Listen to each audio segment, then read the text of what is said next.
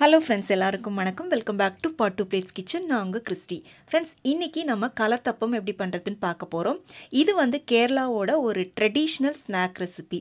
ரொம்ப சாஃப்டாக ஸ்பஞ்சியாக இருக்கும். அதே சமயம் இதோட டேஸ்ட்டும் ரொம்ப அருமையாக இருக்கும். ரொம்ப சிம்பிளான ஒரு ரெசிபி தான். 2 மெத்தடில் பண்ணலாம். இதை ஒன்று குக்கரில் வந்து நம்ம பண்ணலாம், இல்லைனா நம்ம வந்து வீட்டில் நார்மலாக யூஸ் பண்ணுற கடாய் இல்லைனா ஆப்பம் பேனில் வந்து நம்ம பண்ணலாம். இந்த 2 மெத்தட்லையுமே நான் இன்றைக்கி உங்களோட ஷேர் பண்ணியிருக்கேன். வாங்க இப்போ எப்படி பண்ணுறதுன்னு பார்க்கலாம். இந்த கலத்தப்பம் வந்து நம்ம பச்சரிசியில் தான் பண்ணணும். நல்ல குவாலிட்டியான பச்சரிசியாக எடுத்துக்கோங்க. நல்லா வாஷ் பண்ணிவிட்டு அதை வந்து ஒரு 3 மணி நேரம் ஊற வச்சு எடுத்துக்கோங்க. நான் வந்து இன்றைக்கி 200 கிராம் அளவுக்கு பச்சரிசி எடுத்திருக்கேன். மெஷர்மெண்ட் கப்புக்கு 1 கப் அளவுக்கு வருது.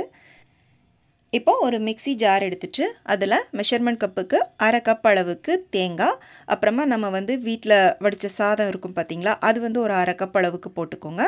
கூடவே கொஞ்சமாக ஒரு 1/4 டீஸ்பூன் அளவுக்கு சீரகம், அப்புறமா வந்து நம்ம ஊற வச்ச அரிசியை தண்ணி எல்லாத்தையும் நல்லா கம்ப்ளீட்டாக வடித்து எடுத்துட்டு நம்ம வந்து அதோடு சேர்த்துக்கலாம். இப்போ இதை வந்து நம்ம தண்ணி விட்டு நல்லா அரைச்சி எடுத்துக்கலாம்.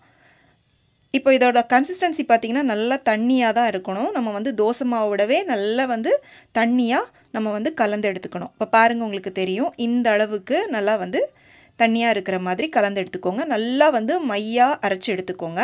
இப்போ இதுக்கான வெல்லத்தை வந்து நம்ம கரைச்சிக்கலாம். இப்போ நம்ம வந்து 1 கப் அளவுக்கு அரிசி எடுத்திருக்கோம். அதுக்கு வந்து 3/4 கப் அளவுக்கு நம்ம வந்து வெல்லம் சேர்த்துக்கிட்டா கரெக்டாக இருக்கும். உங்களுக்கு கூடுதலாக இன்னும் இனிப்பு வேணும் அப்படின்னு நினச்சிங்கன்னா 1 கப் வரைக்கும் கூட நீங்கள் வந்து வெல்லம் எடுத்துக்கலாம். வெல்லத்தில் வந்து ஒரு 1/2 கப் அளவுக்கு தண்ணி சேர்த்துட்டு நல்லா கரைச்சி எடுத்துக்கோங்க. இதுக்கு பாகு பதம்லாம் எதுவும் தேவையில்லை. ஜஸ்ட் இந்த வெல்லம் வந்து நல்லா கரைஞ்சால் மட்டும் போதும். இந்த கலத்தப்பம் செய்கிறதுக்காக நீங்கள் எடுக்கிற வெல்லம் வந்து நல்ல அந்த மாதிரி டார்க் கலராக இருக்கிற மாதிரி எடுத்துக்கோங்க. அப்போ தான் வந்து உங்களுக்கு நல்லா இருக்கும். இப்போ பார்த்தீங்கன்னா வெல்லம் நல்லா கரைஞ்சிருச்சு. இப்போ இதை வந்து அப்படியே இந்த சூடோடவே எடுத்து நாம் அரைச்சி வச்சுருக்கிற அந்த மாவில் வந்து வடிகட்டி ஊற்றிக்கோங்க. ஊற்றிட்டு டக்குன்னு வந்து கலந்து விட்டுக்கோங்க. வெள்ளைப்பாகை வந்து நம்ம சூடோடு தான் ஊற்றணும், ஆறுனதுக்கப்புறமா ஊற்றக்கூடாது. சூடோடு ஊற்றிட்டு நீங்கள் ரொம்ப நேரம் வெயிட் பண்ணிங்கன்னா அந்த மாவு வந்து கட்டி கட்டியாக ஆக ஆரம்பிச்சிடும். அதனால் டக்குன்னு வந்து கலந்து விட்டுக்கோங்க. இப்போ வந்து கலந்தாச்சு. இப்போ இது கூட வந்து கொஞ்சமாக நம்ம வந்து ஏலக்காய் சேர்த்துக்கலாம். நான் ஏலக்காய் வந்து சர்க்கரையோட பவுட்ரு பண்ணி வச்சுருக்கேன், அதை சேர்த்துருக்கேன். இல்லை அப்படின்னா நீங்கள் வந்து மாவு அரைக்கும் போதே அது கூட வந்து ஒரு 4-5 ஏலக்காய் போட்டு கூட நீங்கள் வந்து அரைச்சிக்கலாம். அடுத்ததாக கொஞ்சம் ஒரு 1/4 டீஸ்பூனுக்கும் கம்மியான அளவில் ஆப்ப சோடாவும் கொஞ்சமாக உப்பும் சேர்த்துக்கோங்க. உப்பும் வந்து பார்த்திங்கன்னா 1/4 டீஸ்பூன் அளவுக்கு தான் சேர்த்துருக்கேன். சேர்த்துட்டு எல்லாத்தையும் நல்லா கலந்து விட்டுக்கலாம். இந்த மாவு ரெடி பண்ணிவிட்டு நம்ம இதை புளிக்க வைக்கணும் அப்படின்லாம் அவசியம் இல்லை. நம்ம வந்து உடனே இந்த அப்பம் வந்து நம்ம ரெடி பண்ணிக்கலாம். ஃபஸ்ட்டு வந்து நம்ம குக்கரில் எப்படி பண்ணுறதுன்னு பார்க்கலாம். குக்கரில் 2 டீஸ்பூன் அளவுக்கு நெய் ஊற்றிருக்கேன். நல்ல அடிகனமான குக்கராக வந்து எடுத்துக்கோங்க.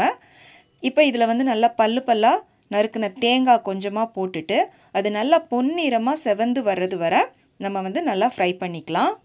இப்போ இந்த ஃப்ரை பண்ண தேங்காயிலேருந்து நான் கொஞ்சமாக எடுத்து தனியாக வச்சுக்கிட்டேன். ஏன்னா நம்ம இந்த மாவு ஊற்றுனதுக்கப்புறமா இந்த தேங்காய் எல்லாமே ஒரு பக்கமாக ஒதுங்கிரும். அப்போ மேலே வந்து கொஞ்சம் நல்லா நம்ம எக்ஸ்ட்ரா தேங்காய் தூவி விட்டோம்னா நல்லாயிருக்கும். அதுக்காக நான் தனியாக எடுத்து வச்சுருக்கேன். இப்போ தேங்காய் வறுத்ததுக்கப்புறமா நம்ம உடனே நம்ம கலந்து வச்சுருக்கிற அந்த மாவை இதில் வந்து ஊற்றிடணும். இப்போ பாருங்கள், தேங்காய் நான் சொன்ன மாதிரி ஒரு பக்கமாக ஒதுங்கிருச்சு. இந்த மாதிரி நீட்டாக எல்லா பக்கமும் தேங்காய் தெரிகிற மாதிரி நல்லா ஸ்ப்ரெட் பண்ணி விட்டுக்கோங்க. நம்ம எக்ஸ்ட்ரா எடுத்து வச்சுருந்த அந்த தேங்காவையும் நான் மேலே வந்து போட்டுட்டேன். இப்போ அடுப்பை நல்லா ஹை ஃப்ளேமில் வச்சுக்கோங்க. ஃபஸ்ட்டு ஒரு 3 நிமிஷத்துக்கு அப்படியே கொஞ்சம் அந்த ஹை ஃப்ளேம்லேயே விட்டிங்க அப்படின்னா உங்களுக்கு வந்து அப்படியே கொஞ்சம் அப்படியே சைடெல்லாம் நுரைச்சிட்டு பபிள்ஸ் வர ஆரம்பிக்கும். இப்போ நீங்கள் பார்க்கும்போது தெரியும்.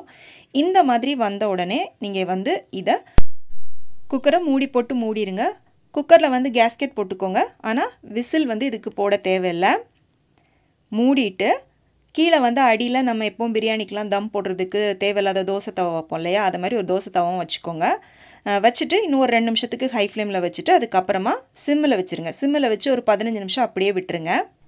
இப்போ இது ரெடி ஆகிறதுக்குள்ளே நம்ம வந்து ஆப்பம் பேனில் இதை வந்து எப்படி பண்ணுறதுன்னு பார்க்கலாம். இப்போ பார்த்தீங்கன்னா நான்ஸ்டிக் ஆப்பம் பேன் எடுத்திருக்கேன். அதில் 1 டேபிள் ஸ்பூன் அளவுக்கு நெய் ஊற்றிருக்கேன். நெய் மட்டும்தான் ஊற்றிருக்கேன். நெய் நல்லா உருகி சூடானதுக்கப்புறமா இதில் வந்து நல்லா ஒரு 4 குழிக்கரண்டி அளவுக்கு நம்ம வந்து மாவு ஊற்றிக்கலாம். மாவு ஊற்றிட்டு உங்களுக்கு மேலே வேணும்னா நீங்கள் வந்து தேங்காய் கூட தூவி விட்டுக்கலாம். இப்போ இதை வந்து அப்படியே மூடி போட்டு மூடி சிம்மில் வச்சு ஒரு 5 நிமிஷத்துக்கு அப்படியே விட்டுருங்க. 5 நிமிஷம் கழித்து ஓப்பன் பண்ணிவிட்டு இதை வந்து நீங்கள் வேணும்னா திருப்பி போட்டுக்கலாம். திருப்பி போட்டுட்டு ஜஸ்ட் ஒரு 30 செகண்ட் மட்டும் நீங்கள் வந்து அப்படியே விட்டுட்டு எடுத்துடலாம். இப்போ பாருங்கள், நான் வந்து திருப்பி போடுறேன் பாருங்கள். பாருங்க ரொம்ப சூப்பரா வந்திருக்கு. திருப்பி போட்டு ரொம்ப நேரம் நீங்க வைக்க வேண்டாம். ஜஸ்ட் சும்மா திருப்பி போட்டு அப்படியே வந்து நீங்க எடுத்துறலாம். பாருங்க நம்ம பேன்ல பண்ண அந்த கலத்தப்பம் எவ்வளோ சூப்பரா வந்திருக்கு பாருங்க. இப்போ இத வந்து நான் உங்களுக்கு பிச்சு காமிக்கிறேன். இப்போ பிக்கும்போது உங்களுக்கு வந்து உள்ள பார்க்கும்போது தெரியும். இந்த டெக்ஸ்சர் வந்து இருக்கணும். அப்படியே வந்து நம்ம அந்த தேனடைய வந்து பிச்சோம்னா எப்படி இருக்கும் அந்த மாதிரி வந்து உங்களுக்கு உள்ள வந்து அப்படியே ஹோல் ஹோலா இருக்கணும். ரொம்ப சூப்பரா வந்திருக்கு. இப்போ நம்ம குக்கர்ல வச்சதும் வந்து ரெடி ஆயிருச்சு. குக்கரை ஓப்பன் பண்ணிட்டேன். இப்போ நல்லா சூடாக இருக்குது. இதை வந்து நம்ம கொஞ்சம் நேரம் ஆற விட்டுட்டு இந்த மாதிரி ஒரு கரண்டியை வச்சுட்டு நம்ம லைட்டாக சைடெல்லாம் ரிலீஸ் பண்ணோம் அப்படின்னா உங்களுக்கு வந்து ஈஸியாக வந்து உங்களுக்கு வந்து எடுக்க வரும். பாருங்கள், இப்போ நம்ம குக்கரில் பண்ண அந்த கலத்தப்பமும் ரெடி ஆயிருச்சு. நான் உங்களுக்கு கட் பண்ணி காமிக்கிறேன்.